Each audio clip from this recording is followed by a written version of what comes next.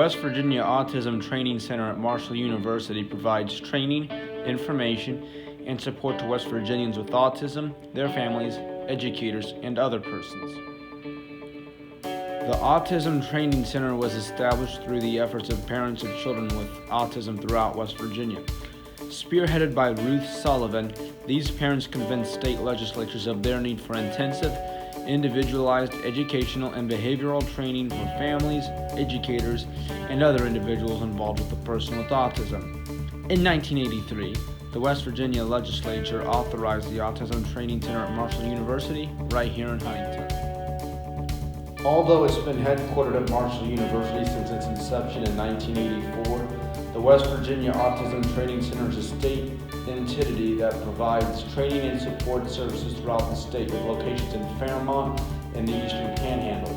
Most recently, the center expanded to Concord and Shepherd universities to provide further support for college students diagnosed with ASD. Although the college program does not advertise its student support services, it receives hundreds of applications each year.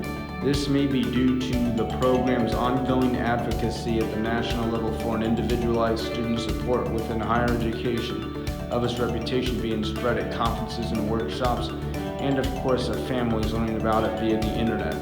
The college program currently supports 33 full-time Marshall University students, accepting approximately 8 to 10 students each fall. The number of students accepted each year varies according to the program resources and the number of students who will be graduating.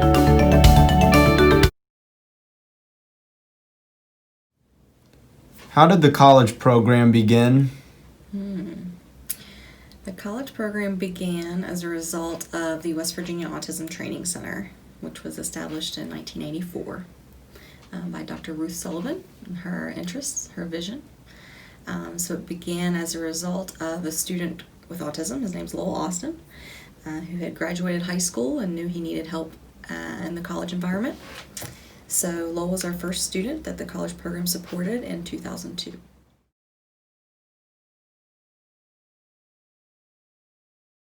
Significantly.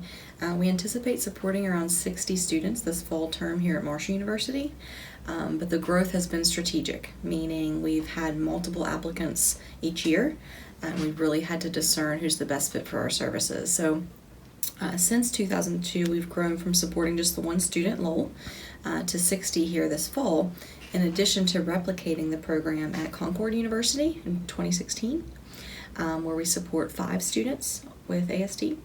And then this fall, we're going to launch our college support program at Shepherd University.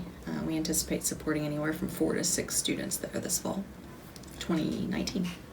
Why do you believe it has grown so much? Because folks with ASD are smart and they're getting into college just like any other student. So I think it's grown because of the need, but most importantly because of the people. So the supports we have here at Marshall, same thing as Shepherd and Concord, are exceptionally person-centered. So that's why I think it's grown, because of the need for specialized supports for folks that have social communication challenges predominantly, advocacy challenges, executive functioning challenges that typical disability service departments aren't equipped to provide supports. Everything we do is above and beyond what the ADA requires.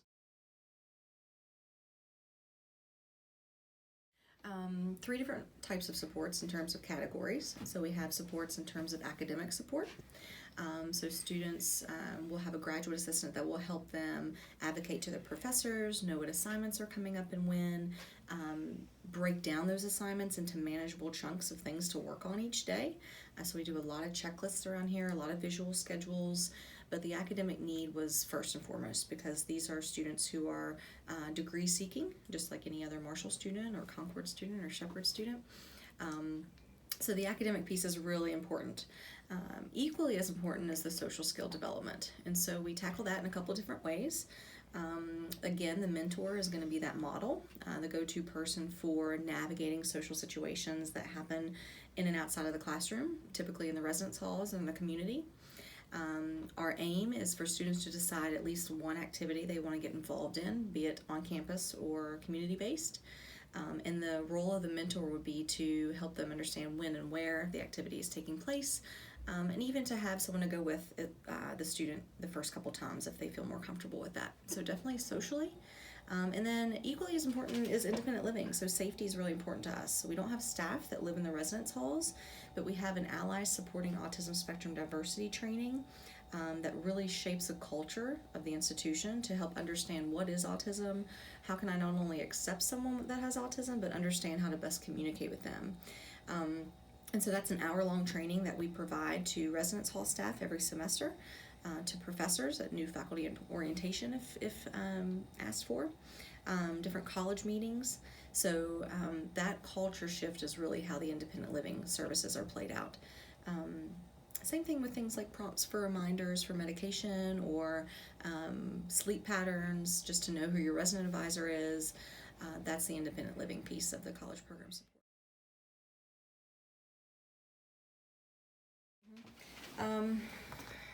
Because it's the right thing to do, first of all, is my perspective.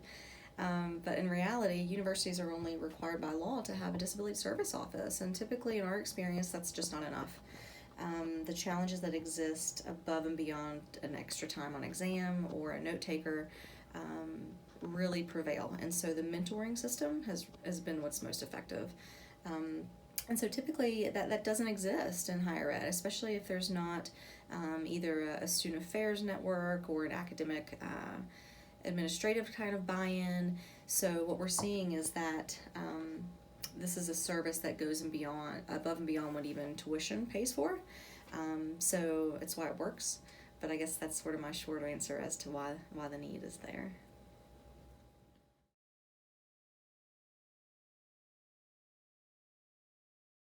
Employment.